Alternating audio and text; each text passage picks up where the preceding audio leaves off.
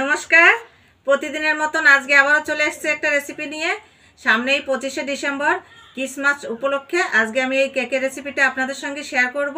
আপনারা সম্পূর্ণ ভিডিওটা দেখতে থাকুন। আর আজকে সম্পূর্ণ আলাদাভাবে করব, যেহেতু এর আগেও আমার কেকের রেসিপি করা আছে, কিন্তু আজকে যেটা করব সম্পূর্ণ আলাদাভাবে। তো আপনারা সম্পূর্ণ ভিডিওটা দেখুন, আশা করি আপনাদের ভালো লাগবে। আর রেসিপিটি করার জন্য এখানে আমি তুরুটি ফুটি নিয়েছি। এই তুরুটি ফুটিটা আমি নিজেই করেছি। তো আমি কিভাবে করেছি আমার চ্যানেলে দেয়া আছে, আপনারা দেখে নেবেন। তো এখন আমি রেসিপিটি শুরু করব, আপনারা তাহলে দেখতে থাকুন। বাটি মাপ করে 1 বাটি ময়দা নেব। এখানে চিনিটা পাউডার করে নিয়েছি, আপনারা এমনিও চিনিটা দিতে পারেন। তো একই বাটির মাপ করে 1 বাটি নেব। আমল দুধ 1 প্যাকেট, ভালো করে একটু মিশিয়ে নেব। 1 বাটি গরুর দুধ নিয়েছি। একটা ডিম নিয়েছি। ডিমটা আপনারা না দিয়েও করতে পারেন, নিরামিষও করতে পারেন কেকটা। এবার ভালো করে মিশিয়ে নেব।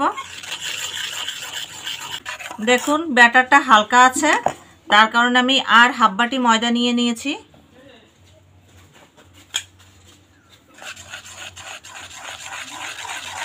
একই বাটির মাপ করে এবার হাফ বাটি সাদা তেল দেব। 1 চামচ বেকিং পাউডার, হাফ চামচ বেকিং সোডা, ভালো করে মিশিয়ে নেব। ব্যাটারটা এবার ভালো করে ফেটিয়ে নেব। আর এই ফেটানোটা যত ভালো হবে তত কিন্তু কেকটা স্পঞ্জি আর নরম তুলতুলে হবে। তার কারণে অনেকটা টাইম ধরে এইভাবে আস্তে আস্তে ফেটিয়ে নেব। আর যদি ফেটানোটা কম হয় তাহলে কিন্তু কেকটা শক্ত হয়ে যাবে, খেতে কিন্তু ভালো লাগবে না। ব্যাটারটা ঠিক এরকম ঘনত্বের হবে, খুব পাতলাও হবে না আবার খুব ঘনও হবে না। ব্যাটারটা এখানে আমি যেরকম করেছি আপনারা তো দেখেছেন, আপনাদের দেখিয়েছি। এই দেখুন ঠিক এরকম করতে হবে। আর এর থেকে যদি ঘন হয় তাহলে কিন্তু কেকটা শক্ত হয়ে যাবে। আর এর থেকে যদি ব্যাটারটা পাতলা হয়ে যায় তাহলে সেক্ষেত্রে কেকটা ফুলবে না ঠিকঠাক, আর নরম স্পঞ্জিও কিন্তু হবে না। তার কারণে একদম পারফেক্ট ব্যাটারটা তৈরি করতে হবে। তো আমি যেভাবে করেছি এই দেখুন ঠিক এরকম করতে হবে ব্যাটারটা। এবার কিছু তুরুটি ফুরুটি দিয়ে দেবো ব্যাটারের ভিতরে।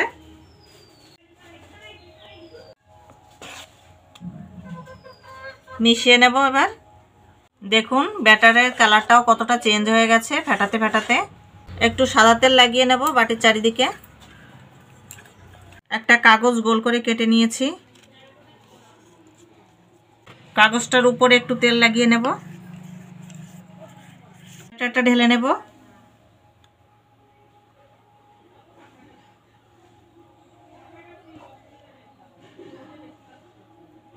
হাওয়াটা বের করে নেব।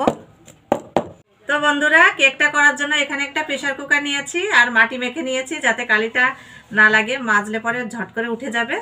আর প্রেসার কুকারটায় কেকটা তৈরি করতে খুব কম সময় লাগে। তো এবার এই ঢাকনার এই যে গার্ডারটা আছে খুলে নেব, আর ছিঁড়িটাও খুলে নেব। একটু লবণ দিয়ে দিয়েছি প্রেসার কুকারের ভিতরে। একটা স্ট্যান্ড নিয়েছি, বসিয়ে দেব। বাটিটা বসিয়ে দেব।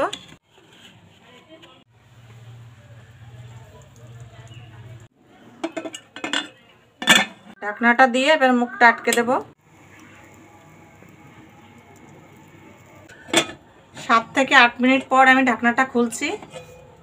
এখানে কিছু তুরুটি ফুরুটি নিয়েছি সাজানোর জন্য। আপনারা চাইলে চেরি ফল দিয়েও সাজাতে পারেন, কাজু বাদাম দিয়েও সাজাতে পারেন, কিশমিশ দিয়েও সাজাতে পারেন।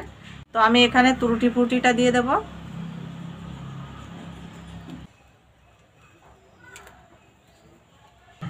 তো কেকটা এখন ঢাকনাটা খুলে দেখব। 20 মিনিট আমি বসিয়েছি কেকটা, আর কতটা কি হয়েছে সেটাও আপনাদের দেখাবো। তার আগে আপনাদেরকে একটা কথা বলি, আমার এই কেকটা বানাতে 20 টাকা খরচা হয়েছে। 20 টাকা পুরো না, একটা ডিম 8 টাকা, আর 1 প্যাকেট আমল দুধ 10 টাকা, আর চিনি ময়দা এ তো প্রত্যেকেরই ঘরে থাকে, তাই না? তো খুব সহজে আর খুব কম খরচে আপনারা বাড়িতে খুব সহজভাবে আপনারা করতে পারবেন। যেহেতু সামনে 25শে ডিসেম্বর ক্রিসমাসের দিন, তো অনেকেই আমরা ভাবি যে একটা কেক কিনতে গেলে 200-250 টাকা, 100 টাকা, 50 টাকা বিভিন্ন ধরনের দাম থাকে, তাই না? কিন্তু আপনারাই তো দেখলেন কতটা কম খরচে আমি কেকটা তৈরি করলাম। তো আপনারা বাচ্চাদের ঝটপট তৈরি করে দিন, ওরা খুব খুশি হয়ে খাবে আর খুব আনন্দ করবে। তো এখন আমি কেকটা তাহলে আপনাদেরকে একবার দেখাবো কেমন হলো।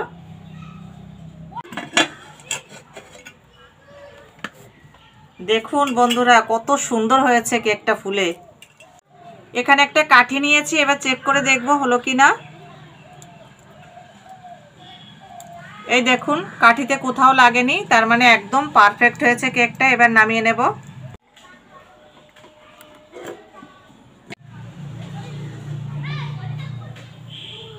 কেকটা ভালো করে ঠান্ডা করে নিয়েছি, আর ঠান্ডা না করলে কিন্তু বাটি থেকে বেরিয়ে আসবে না।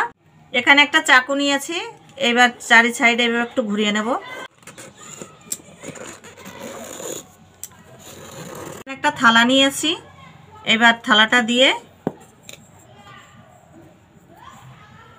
বাটিটা এইভাবে ভুট করে দেব। আস্তে এবার তুলে নেব, এবার আস্তে ঘুরিয়ে নেব।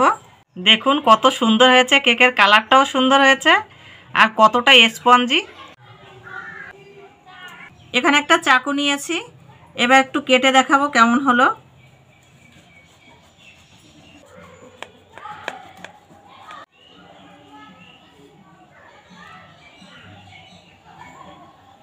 দেখুন কত সুন্দর হয়েছে কেকটা আর কতটা স্পঞ্জি। আপনারা তো দেখলেন কেকটা কত সুন্দর হয়েছে, দেখেই আমার মনটা ভরে যাচ্ছে। তো এতটা খেতে পারবো না, অল্প একটু কেটে নেব।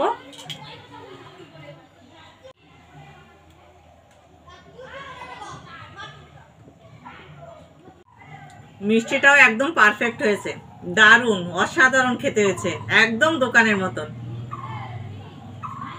তো আপনারা তো দেখলেন কতটা সহজভাবে আমি কেকটা করলাম আর কতটা কম খরচে করলাম। তো এরকম নিত্য নতুন রেসিপি পেতে হলে রুম্পা উইথ ভিলেজ ফুড চ্যানেলটি সাবস্ক্রাইব করে আপনারা পাশে থাকবেন। আর যারা নতুন দেখছেন তারা সাবস্ক্রাইব করে পাশে থাকবেন। আর যারা ফেসবুকে দেখছেন তারা ফলো করতে ভুলবেন না। তো আপনাদের ভালোবাসায় আমি অনেকটা এগোতে পারবো। আপনারা ভালো থাকবেন, সুস্থ থাকবেন। দেখা হচ্ছে নেক্সট ভিডিওতে।